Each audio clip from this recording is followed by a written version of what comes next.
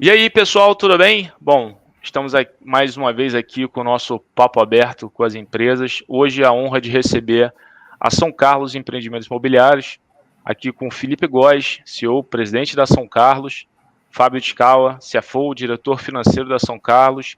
Senhores, obrigado aí pela presença de vocês e por terem atendido o nosso convite. Um prazer. Bom, a ideia aqui é a gente falar, obviamente, né, da São Carlos, mas também falar do setor, né, contextualizar um pouco quem é São Carlos, como a companhia opera, falar um pouco da visão de vocês para os setores, né, São Carlos atua no mercado de escritório, mas também tem algumas outras coisas diferentes que vamos deixar para frente e vocês falam com muito mais propriedade. Acho que é legal, se vocês concordarem, a gente fala um pouquinho agora, né, como eu estava falando antes, quem é São Carlos, como é que ela gera receita, né, como é que a São Carlos ganha dinheiro. Acho que é legal dar uma situada, então, se vocês pudessem, a gente pode, de repente, começar por esse ponto aí. Tá ótimo, Bruno. Vamos fazer assim. Muito obrigado pelo convite da Exame. Muito obrigado, Bruno, pela oportunidade da gente estar aqui falando da São Carlos. É ótimo poder falar sobre a companhia e falar sobre o mercado imobiliário aí para todas as pessoas que têm interesse no setor. A São Carlos é uma companhia líder no setor de escritórios no Brasil. A gente tem uma tradição de investimentos no setor de muita rentabilidade ao longo dos anos. Estamos no mercado há 21 anos, com muito sucesso, sempre muito rentável. E eu queria fazer uma breve apresentação de 10 minutos, só para dar o contexto do que é a companhia. Eu acho que ajuda para introduzir aqui o assunto, e aí depois disso a gente entra aí para as perguntas e temas que você queira aprofundar mais, Bruno. Mas começando então aqui com a nossa apresentação, brevemente, eu queria primeiro explicar o que a gente faz, né? O nosso propósito, nosso objetivo, nossa função na sociedade é criar um ambiente ideal para as pessoas terem uma vida sustentável e negócios de sucesso através dos nossos imóveis. E a gente atua com sucesso ao longo desses anos todos porque temos valores muito fortes, muito presentes no nosso dia a dia. Os valores explicam a nossa forma de trabalhar e explicam o nosso sucesso, né? Esses são os 5 valores: atitude de dono, equipe, meritocracia, cliente e ética. Eu vou destacar aqui em especial o primeiro deles, atitude de dono, porque nesse momento de pandemia, de crise que a gente viveu, com os times trabalhando em grande parte em home office, com um nível de estresse mais alto em função das inseguranças e ansiedades que são normais no momento de pandemia, a gente ter um time que trabalha com atitude de dono, que olha para o negócio como um todo, que percebe as oportunidades que a gente tem de gerar valor num momento de crise como esse, fez toda a diferença e faz toda a diferença para São Carlos. Agora, o que é o negócio da São Carlos? Passando aí para os dois modelos que nós temos, são modelos distintos. No negócio de escritórios, que a gente chama de office, o nosso modelo é um modelo de alocação de capital com retornos elevados. O que significa isso?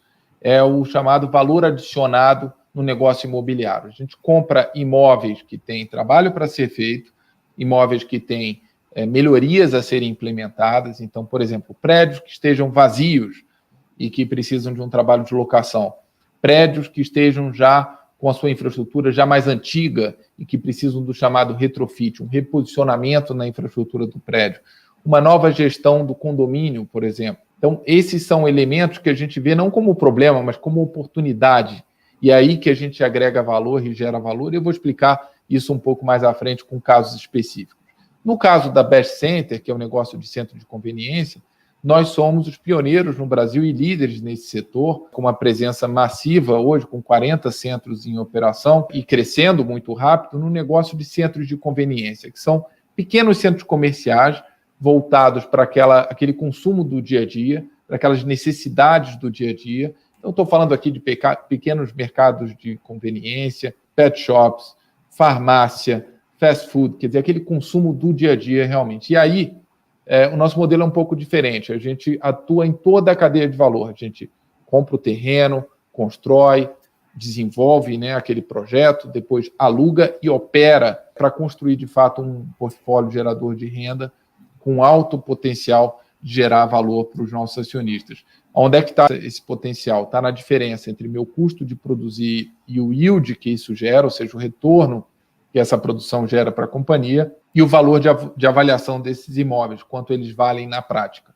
Essa diferença, que é o chamado cap compression, que é um termo que o setor usa, que é a compressão da taxa de retorno, é a grande alavanca de geração de valor no negócio de centro de conveniência da São Carlos, que se chama Best Center, que é a nossa subsidiária. Agora, a melhor forma de falar sobre esse modelo são casos concretos, mostrar para vocês casos concretos. Então, no negócio de office, eu costumo dizer que, de fato, você vê se o negócio foi bom na venda, não é na compra.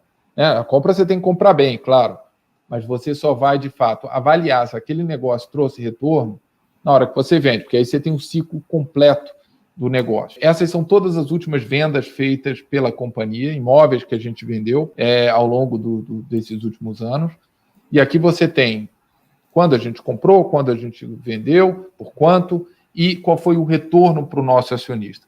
Aqui eu chamo a atenção dos elevados retornos que a gente teve em todas as vendas, inclusive vendas feitas no ano passado, em 2000, durante a crise, a pandemia. Essa TIR que está aqui, que é a taxa interna de retorno, ela é real, então é isso, mais inflação, né, que a gente entregou para o nosso acionista, e ela é após impostos, tá? Isso é depois de pagar todos os impostos que ocorrem tanto na locação quanto na venda do ativo. Então, por que é possível fazer isso? Porque a gente tem dentro de casa o expertise e a capacidade de criar valor em imóveis corporativos, imóveis no segmento de office. Comprar bem, fazer aquela gestão retrofit, a gestão comercial, a gestão do condomínio e depois vender muito bem. O resultado é esse tipo de múltiplo. Você vê que aqui o caso com a menor TIR é o caso do Jardim Tietê, que é 11,4% de ganho real no projeto, ou seja, são rentabilidades realmente muito, muito elevadas, o que mostra um sucesso do nosso modelo de negócio. No caso da Best Center, eu acho interessante a gente dividir casos específicos. Como eu disse, isso é uma empresa que está ainda em construção, né, uma iniciativa ainda em construção dentro da São Carlos, hoje representa menos que 15% do valor do nosso portfólio, mas crescendo muito. Casos são mais recentes. Então, vamos pegar aqui o caso de Campinas, Chácara Primavera. A gente compra esse terreno, né? Nesse caso, a gente desenvolveu um pequeno centro de conveniência com uma área locável de 1.800 metros, 15 lojas. A gente investiu aí 9,4 milhões de reais. E já no primeiro ano, o NOI, que é a receita menos as despesas diretas do imóvel, foi de 1,4 milhão nesse imóvel, e, portanto, é um chamado yield on cost, que no fundo é o retorno que o investidor tem nesse investimento, foi de 14,9% já no primeiro ano. Esse é o tipo do imóvel que é avaliado no mercado de ações, ou por avaliadores, ou por terceiros, ou se a gente fosse vender, seria avaliado por um yield de aproximadamente aí 7,5%. Então, essa compressão entre 14,9% e 7,5%, que é quase duplicar o valor que a gente investiu, é como a gente cria valor nesse tipo de negócio. Outro caso interessante, um pouco diferente aqui, a compra de uma fachada ativa aqui em São Paulo, ou seja, do térreo de um prédio existente, nesse caso é um prédio que mistura residencial e comercial, e em que a gente comprou esse imóvel pagando 20,6 milhões em 2019, e no primeiro ano já tivemos 2,1 milhões de reais de NOI, ou seja, receita menos despesas do imóvel, portanto, um yield on cost de 10,3%, também uma rentabilidade muito interessante. Esses são dois exemplos aí que a gente trouxe nos dois negócios que a gente tem, e com isso a gente passa agora para falar um pouquinho mais dos resultados consolidados. Companhia pública, então é fácil ir atrás das nossas informações no nosso site da São Carlos, mas eu acho que aqui o importante ressaltar é o seguinte: em ano de pandemia, né, com 85% do nosso negócio em escritórios, tivemos resultados muito, muito fortes no ano passado. Um crescimento de rentabilidade, um crescimento de margem, como vocês podem ver aqui, um lucro líquido expressivo. Por que isso é possível no momento de pandemia? Porque a companhia tem atitude de dono dentro dela, tem uma equipe comprometida. Então, o que a gente fez logo no início da crise?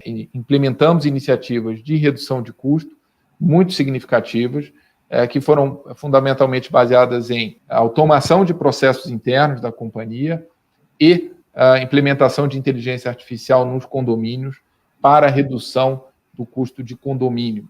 Então, com isso, a gente teve uma redução muito grande, no consumo de água e energia, principalmente nos nossos prédios, reduzimos substancialmente os nossos custos e alcançamos aí essas margens e resultados que vocês podem ver nesse quadro. Passando agora para falar um pouco mais sobre o nosso portfólio, o valor da companhia, a gente costuma chamar muita atenção para essa métrica aqui, que é o NAV, o Net Asset Value, valor líquido dos ativos da companhia. A Como é que se calcula isso? Muito simples, e a gente divulga isso todo trimestre para o investidor poder acompanhar o valor da nossa empresa. Uma coisa é o valor da ação em bolsa, né, que é ali uma função de compra e venda e vários elementos.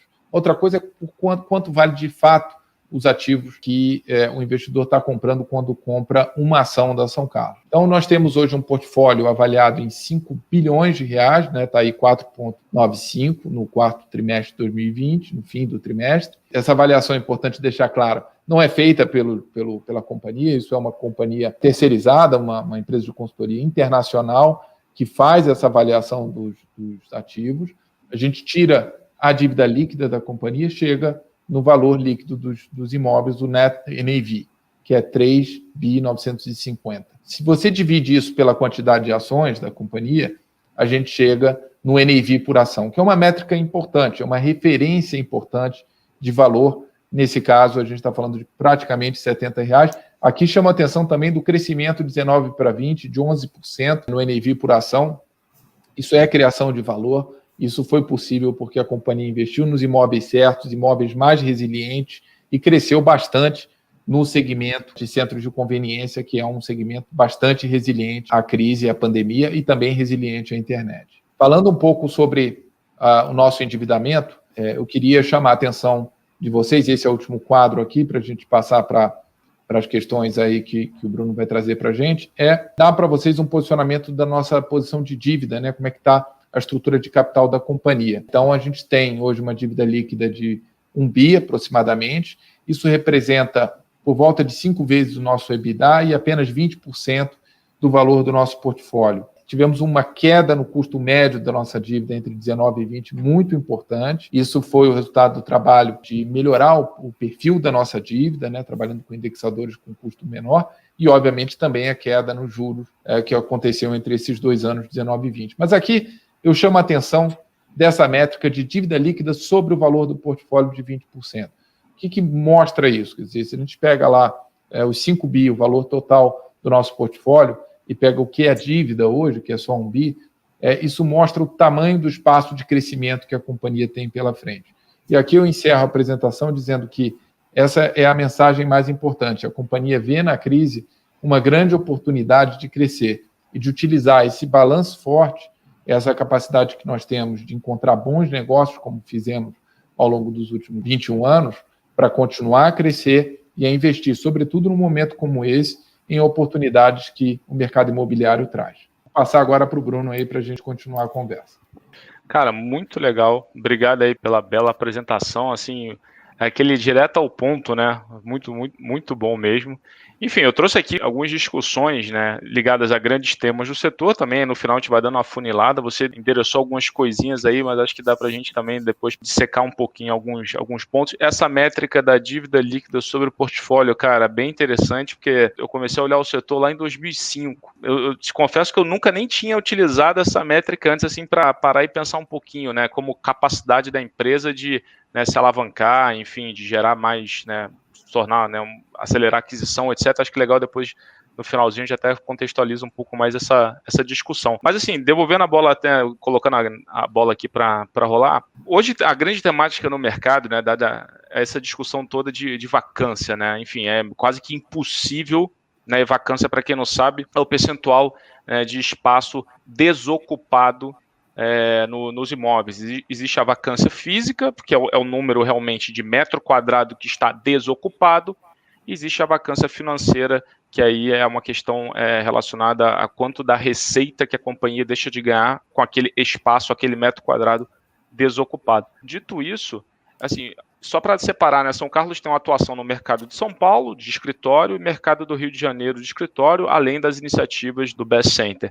Falando um pouco sobre essa parte do mercado de São Paulo de escritório, que é o mais realmente pujante, mais relevante no Brasil, de 2019 para cá, né, 2020 para cá, enfim, 2019 também, a gente viu foi um aumento de vacância, né, enfim, mais espaço desocupado, e havia uma expectativa lá atrás do contrário, né, de você começar realmente, caso não fosse a pandemia, a ter uma aceleração, né, dos espaços de escritório, uma absorção dos espaços de escritório. Eu queria ver assim, como é que vocês enxergam daqui para frente, porque você teve muita oferta no mercado, né, foi colocado muito metro quadrado, em 2020. Essa vacância ela sobe ali de 14% de 2019 para uns 18%, mais ou menos, em 2020. Mas entender assim, daqui para frente, né, como é que vocês estão enxergando, quais são os fatores estruturais para a gente ficar de olho? A gente sabe que dentro de São Paulo existem vários São Paulos também, né, cada bairro tem uma história, então acho que é legal vocês falarem um pouco sobre como é que vocês veem esse qualitativo, né, e um pouco desse estrutural do mercado aqui de escritório. Tá certo. Eu acho que, em primeiro lugar, é importante ajudar a todos a entenderem um pouco a história, né? O que aconteceu mais recentemente. Até 2012, 2013, o mercado estava muito aquecido, o mercado de escritório, né? Então, os níveis de vacância eram muito, muito baixos. Em função disso, o que aconteceu? Os empreendedores investiram mais, produziram muito, e aí, junto com a crise de 2015 e 2016, veio uma produção muito grande de escritórios. Com isso, a vacância sobe bastante naquele momento, principalmente 15, 16. Depois fica estável aí em 17, 18 e começa uma recuperação bastante forte em 19. 19 foi um ano recorde de absorção, ou seja, as empresas tomaram muito espaço, alugaram muito espaço, porque estavam ali apostando em crescimento, e com isso houve uma queda das vacâncias importante em 2019, para esse patamar de 14%. Em São Paulo. O que aconteceu, então, a partir de 2020? Com a pandemia, houve uma redução nessa absorção. Naturalmente, as empresas tiraram o pé de tomar novos espaços. Também não entregaram muito mais, mas não tomaram mais espaço. E houve entrega, porque todo ano tem entrega de espaço, ou seja, novos prédios entrando no mercado. Com isso, a vacância sobe para esse patamar de 18%. Agora, é importante, quando olhar para frente, a gente entender como é que é essa dinâmica de oferta e demanda. A demanda, ela cresce muito com o PIB.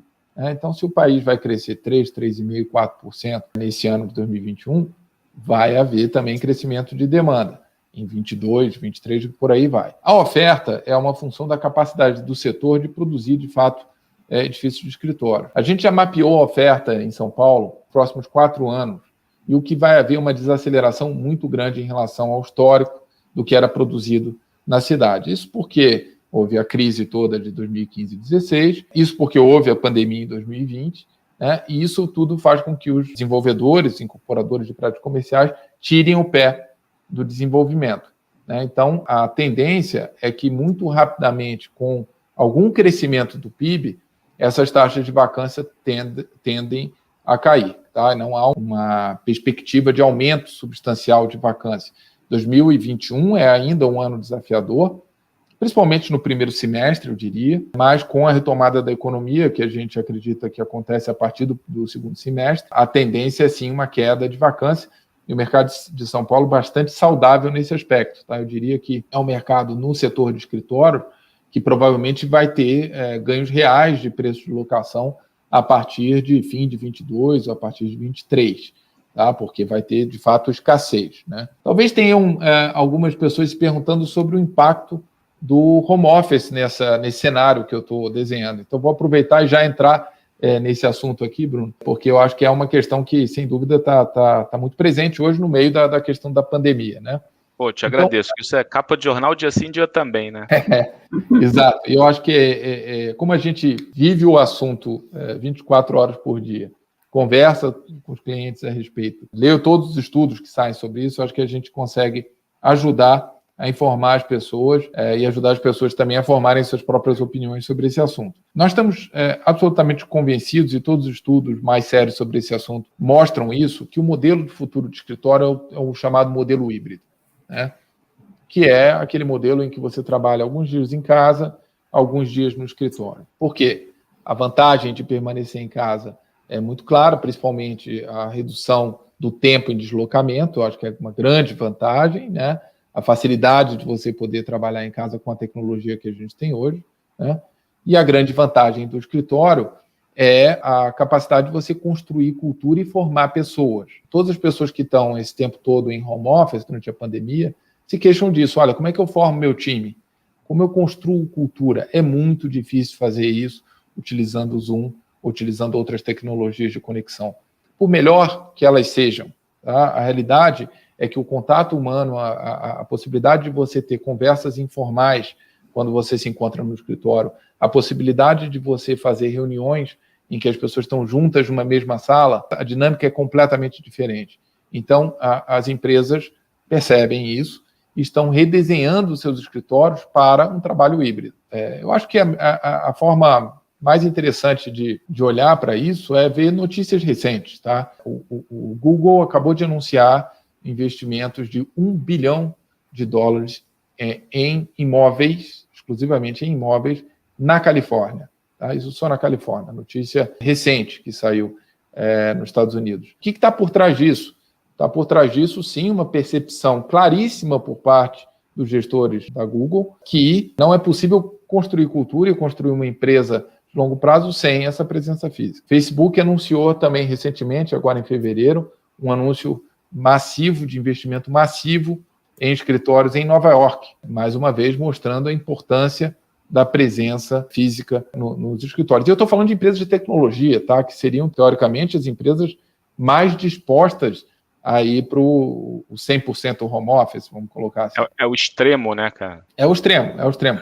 E o que essas grandes empresas demonstram de forma muito clara é isso, é que não há nada que substitua o contato humano e essa possibilidade de você estar junto no escritório. Agora, esses escritórios do futuro têm um formato diferente, sim, porque é híbrido. Então, em que sentido? As mesas, elas podem ser divididas, você não precisa ter a sua mesa, né? Você tem horários flexíveis, você precisa ter mais espaço para a sala de reunião, porque é mais importante a reunião do que o teu trabalho individual, que muitas vezes você pode fazer em casa. Você precisa de ter espaços específicos para conectar com quem está em casa, sem perturbar as pessoas que estão em volta, né? Você precisa ter mais espaço de convivência, então a gente vê cada vez mais uma valorização das empresas em espaços como, por exemplo, a área de café, a copa, ou uma área de descompressão. Isso são pontos que estão cada vez crescendo em importância no desenho dos escritórios. Aquela sala com totó, né?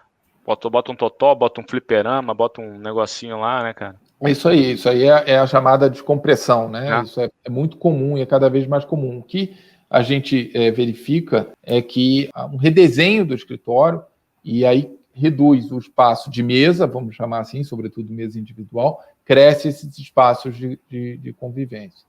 Tá? Então, e os estudos mostram que entre o impacto do home office, no sentido do modelo híbrido, e essa necessidade desses espaços, faz com que haja um crescimento do espaço necessário em escritório. Agora, voltando ao Brasil, com o crescimento da economia, mesmo que não seja crescimentos expressivos, mas na faixa de 1%, 2%, 3%, e com a pouca oferta que já está contratada, isso não tem como mudar, porque demora muito construir um prédio de escritório, especialmente no Brasil, a gente tem clareza de que os próximos anos são anos de recuperação no mercado de São Paulo. O mercado do Rio, Bruno, tem uma dinâmica parecida no longo prazo, tá? Porque os fatores são os mesmos e a dificuldade de produção no Rio é ainda maior por falta de espaço, e além disso, há uma questão de que no momento não tem nada contratado de construção em escritório, então a oferta em São Paulo cai pela metade dos históricos, no Rio vai a zero nos próximos 3, 4 anos. Então, o desequilíbrio hoje é maior, tá? Então a vacância média no Rio, no mercado, é por volta de 30%,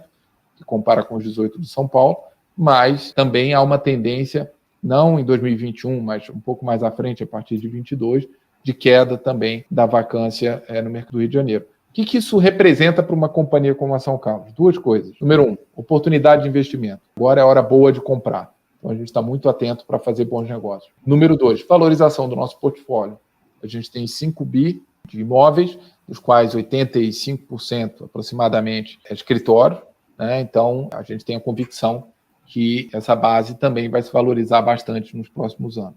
Pode falar. Só complementando aqui o comentário do Felipe, acho que até aproveitando o que você comentou, Bruno, é que o mercado de São Paulo e o mercado do Rio de Janeiro também é interessante olhar as micro-regiões, né? Uma vacância de 18% é o mercado de São Paulo como um todo e 30% no Rio de Janeiro também é o mercado do Rio de Janeiro como um todo, mas se olhar as micro-regiões, as regiões de front office, são taxas de vacância já em patamares inferiores ao mercado em geral.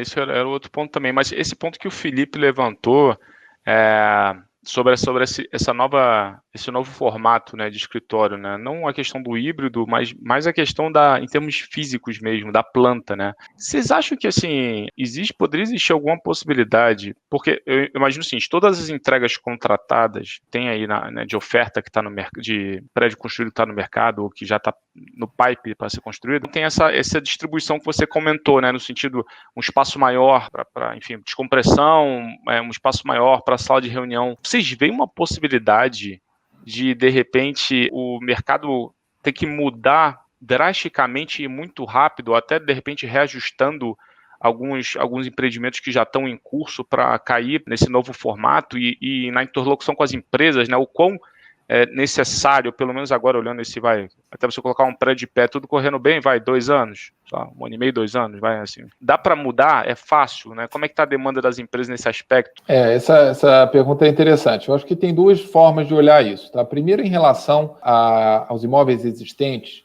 naturalmente aquelas lajes maiores e abertas, tá? Então, o chamado open space é o termo que se usa, elas estão muito mais flexíveis a isso, porque aí você pode readequar o espaço para a necessidade específica do ocupante. O que favorece essa nova realidade? Favorece prédios maiores, com lajes em open space, tá certo? Que dá essa flexibilidade de ocupação. Então, essa é a primeira consequência. Em relação a prédios a serem construídos, a regra é a mesma. Quer dizer, esses prédios eles têm que ter, ao máximo, essa flexibilidade, lajes grandes e abertas, tá certo? Eu acho que a regra é a mesma. Agora, um outro aspecto que é interessante nesse teu comentário é a demanda que já existe hoje e que só vai crescer por parte dos ocupantes das empresas de redesenho dos seus escritórios. Então, se você conversa hoje com os escritórios de arquitetura que trabalham nesse tipo de readequação, eles estão hoje com muito trabalho, com muita ocupação, não conseguem nem tomar novos trabalhos porque existe uma demanda enorme das empresas por readequação. Tá? Eu diria que, no final, a questão sobre reposicionar um prédio que já está em construção ou qualquer coisa assim, eu acho que não é tão relevante porque, no final das contas, esse redesenho de espaço é muito mais um trabalho interno das lajes.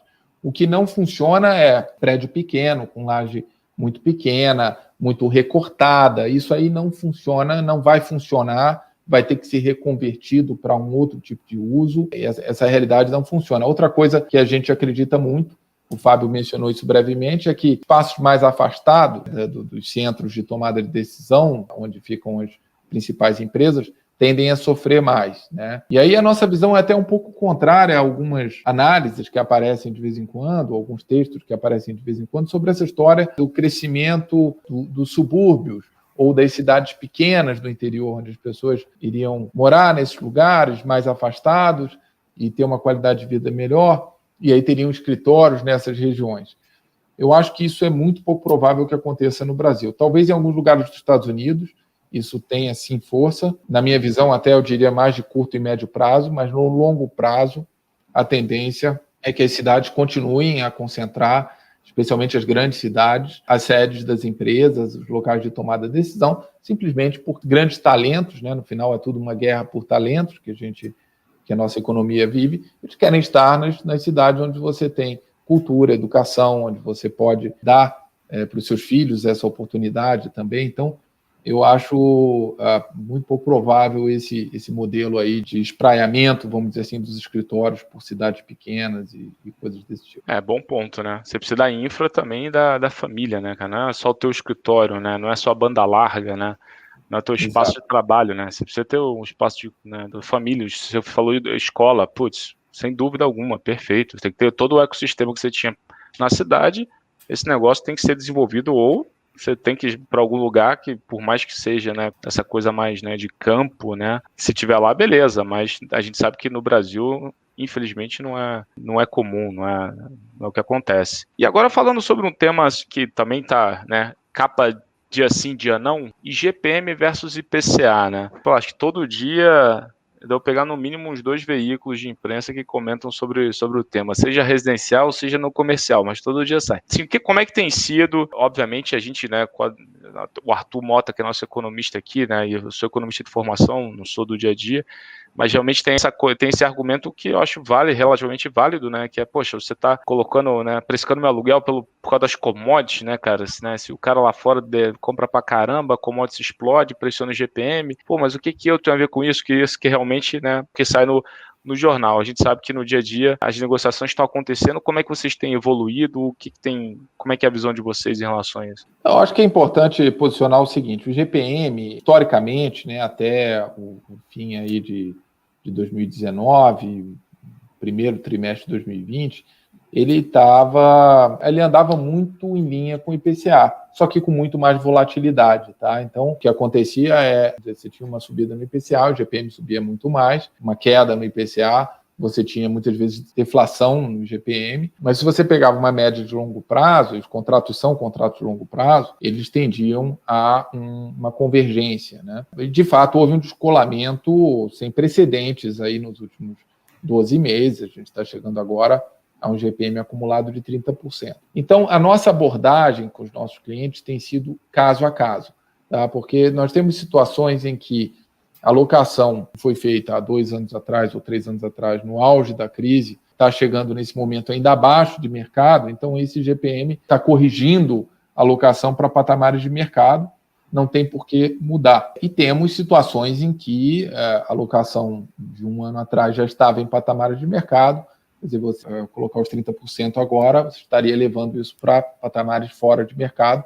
Então, para esses casos, nós sim sentamos com os clientes e redesenhamos o nosso contrato e reposicionamos o preço para ficar em linha com a realidade. Eu acho que tem um tema interessante no mercado brasileiro, que é, por lei, todos os contratos de locação você pode renegociar a cada 3 anos, né? O preço você pode resetar a cada 3 anos, que é uma questão muito do mercado brasileiro. Então, não existe muito essa história de querer um lado ganhar muito do outro, entendeu? Então, tudo bem, não, agora eu consegui aqui um aluguel muito barato, porque eu estou no auge da crise, etc. e tal.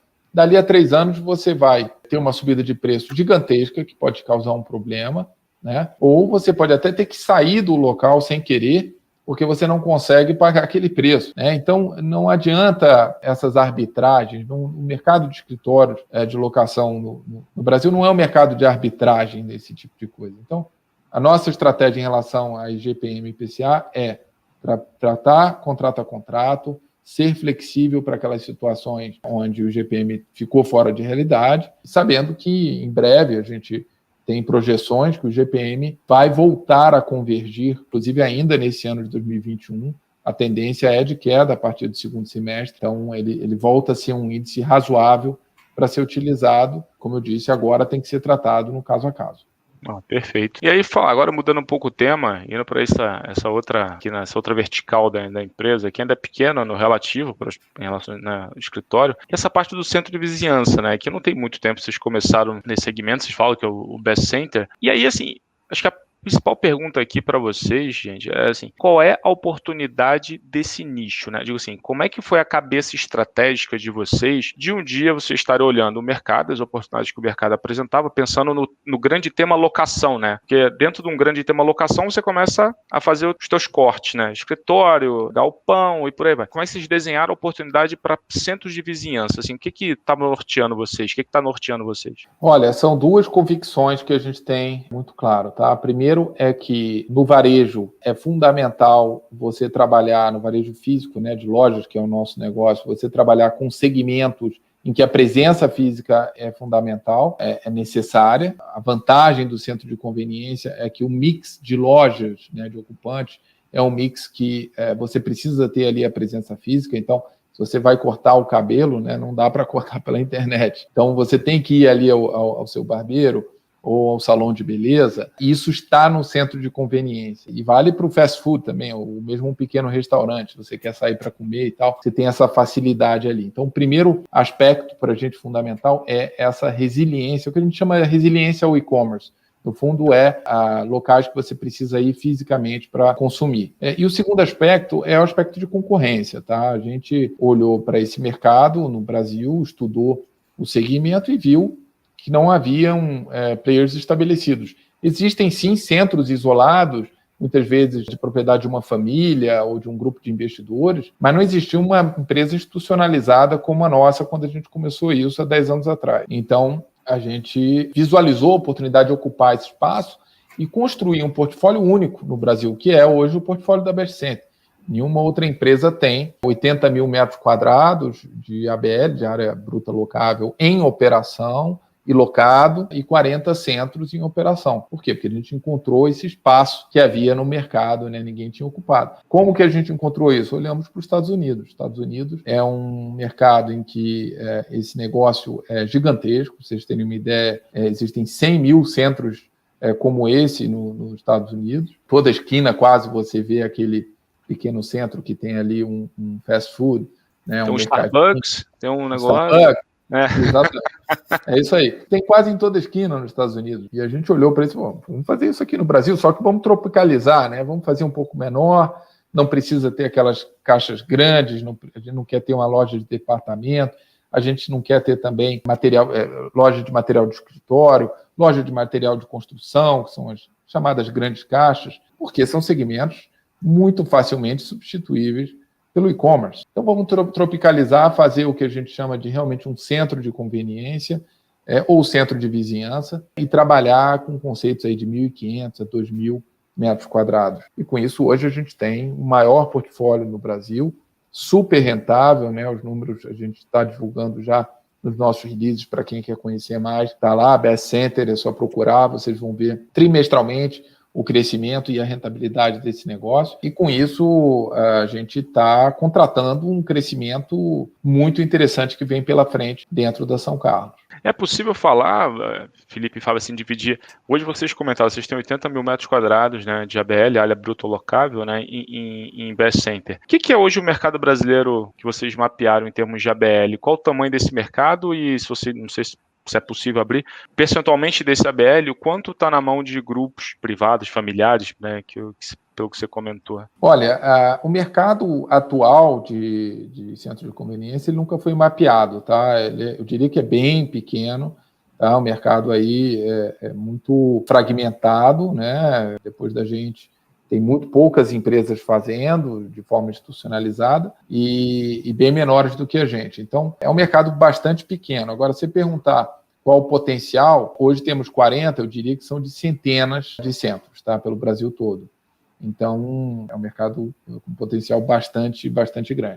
O negócio é escalável, né? Enfim, a gente já tem a nossa metodologia, já tem os processos padronizados, então replicar isso é muito fácil. E só complementando aí o potencial de mercado, né? Hoje, enfim, a gente teria, né, espaço para poder construir um centro em cidades aí de 80, 90 mil habitantes, né, em todo o Brasil. É isso que eu ia falar, nem toda cidade comporta um shopping, nem toda cidade comporta 2 shoppings, mas com certeza a maioria das cidades comporta um centro de conveniência, né? Então você acaba Exato. Pegando essa, né, por definição. E aí, pessoal, assim, falando um pouco, vocês citaram no início, eu falei que ia chegar lá, né? O Felipe comentou um pouco sobre a evolução da margem EBITDA, né? 19 para 20, e você falou muito, né, sobre a questão da iniciativa de redução de despesa, né? Acho que a pergunta clássica do investidor tá bom, tem mais por vir? É possível, né, continuar nessa tendência de redução de despesa, de custo, trabalhar dessa forma, né, mais ali apertando o parafuso, né, na parte condominial? O que pode ser feito? Tem alguma iniciativa diferente que foi mapeada? Ou vocês estão rolloutando, né, para todos os condomínios e efetivamente você vai ainda, ao longo do tempo, você vai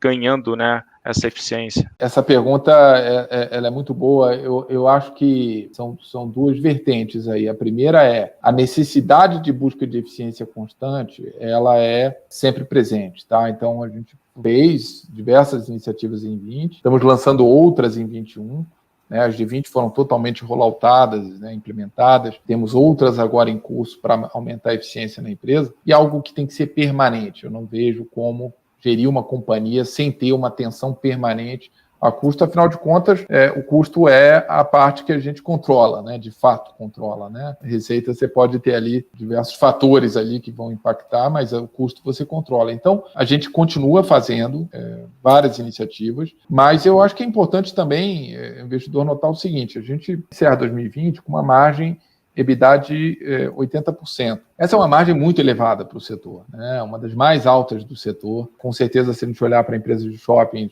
provavelmente é maior, se não é uma das maiores, entre empresas de escritório também deve ser a maior ou uma das maiores, então não tem muito espaço para melhorar ainda mais essa margem EBITDA. O que tem espaço é para continuar a melhorar o processo, para garantir que o crescimento que vem pela frente seja rentável, né? E que a gente consiga manter essa margem EBITDA. Então, a gente se orgulha muito de sempre ter sido uma empresa muito rentável. Interessante ver toda a trajetória da São Carlos, porque entra crise, sai crise, a companhia está entregando lucro, está entregando crescimento, né? Entrega resultado concreto, quer dizer, não é uma companhia de ficar prometendo o futuro. A gente, por exemplo, não dá guidance para o mercado. O nosso negócio não é prometer, é entregar resultado. A melhor forma de entender a São Carlos, a companhia, é pegar os nossos relatórios, pegar os últimos 5 anos, os últimos 10 anos, e entender quanto que entregou de fato de resultado, de lucro, o que essa companhia gera de lucro, de FFO, de EBITDA, ano após ano. E aí vocês vão entender a nossa capacidade de entregar resultado. Então é isso. Vamos continuar a trabalhar custo, porque custo é que nem unha, está sempre crescendo, né?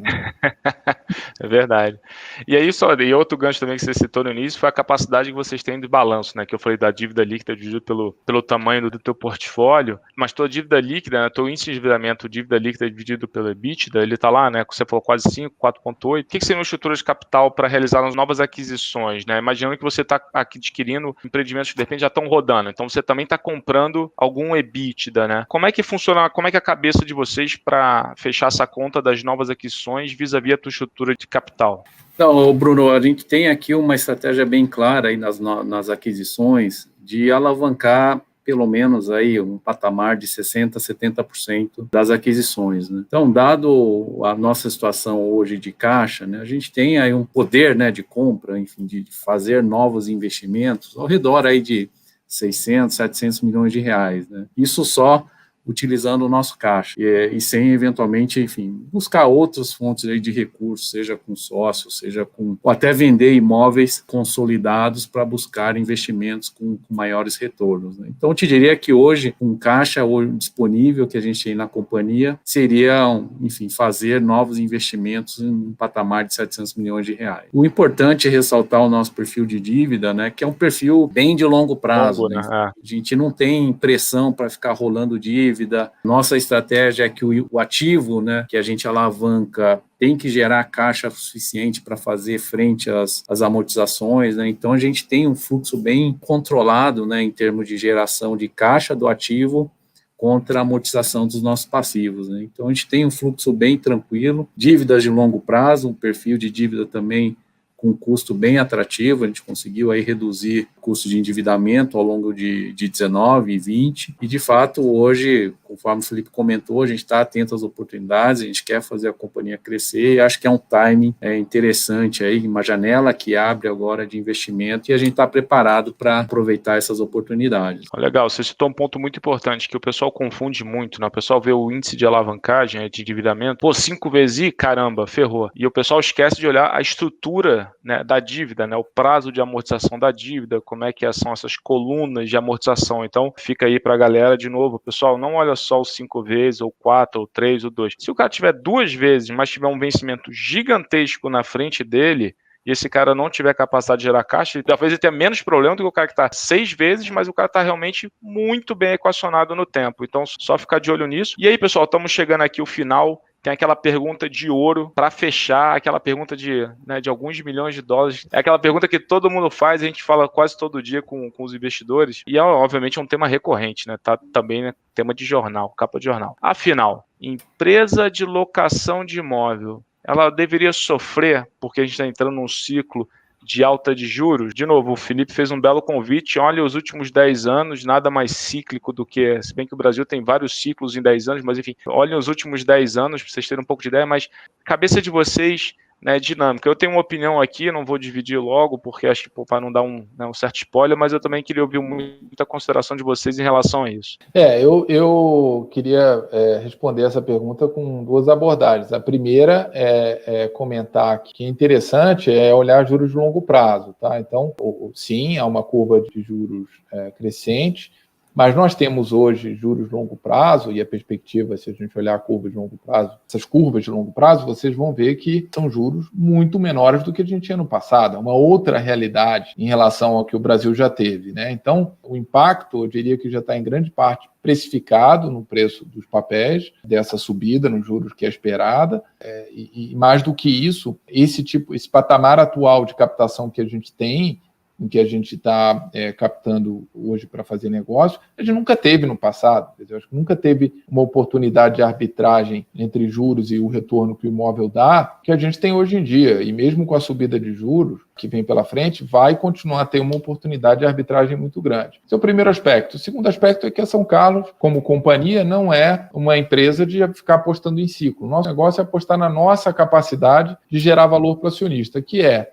no negócio de escritório, comprar negócios com potencial de geração de valor, implementar, capturar e vender, né, que é o que a gente vem fazendo há 21 anos, e construir no negócio de centro de conveniência um portfólio com alta capacidade de geração de valor através da ocupação de um mercado hoje que é um mercado muito amplo e aberto, né, como eu já mencionei. Então, o nosso jogo não é apostar em ciclo nem nada disso. Eu queria também aproveitar o gancho, Bruno, para fazer um comentário breve sobre a diferença entre companhia de capital aberto e fundo imobiliário, né? Porque importantíssimo.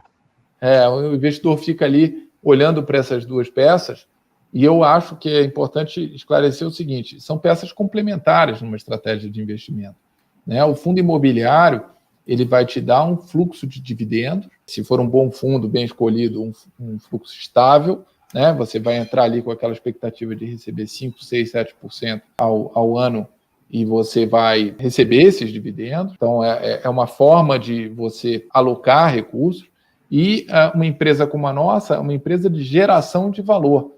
Então, o que a gente está buscando? Rentabilidades muito elevadas. Se você pega no longo prazo aquele NAV por ação, ou seja, quanto uma ação tem de imóvel ali, já líquido de dívida, e comparar o que aconteceu com a São Carlos com todos os outros fundos e até as outras empresas de capital aberto, que vão ver que a São Carlos, do setor naturalmente, a São Carlos foi a que mais cresceu. Então, o nosso jogo é um jogo de apreciação de valor a partir da alocação do nosso capital, né? E o jogo de fundo imobiliário é o jogo de dividendos estáveis, tá? Então, é importante o investidor ter essa clareza. Às vezes perguntam, por que você não transforma a São Carlos num fundo imobiliário?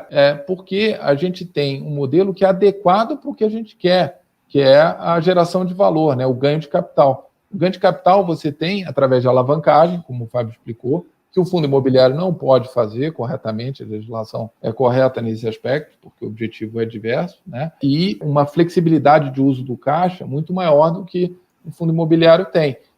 Em que sentido? O fundo imobiliário tem que distribuir 100% ou 95% do lucro, né? As empresas podem reter para esperar o momento adequado e comprar o ativo com velocidade quando aparece aquela oportunidade. Muitas vezes ela aparece ali na hora, você tem que estar pronto para agir e capturar a oportunidade. Então, objetivos diferentes e complementares. Eu acho que esse é o conceito que eu queria deixar com as pessoas que estejam olhando o setor e analisando as empresas. Cara, excelente ponto no final. Assim, a gente confessa, a gente aqui na célula de equity, né, de ação, a gente não olha o FII. É um bicho segregado, né? A gente colocou, tem um analista dedicado, inclusive o professor Arthur Vieira de Moraes, que é uma figura aí do setor, ele que também está nessa célula.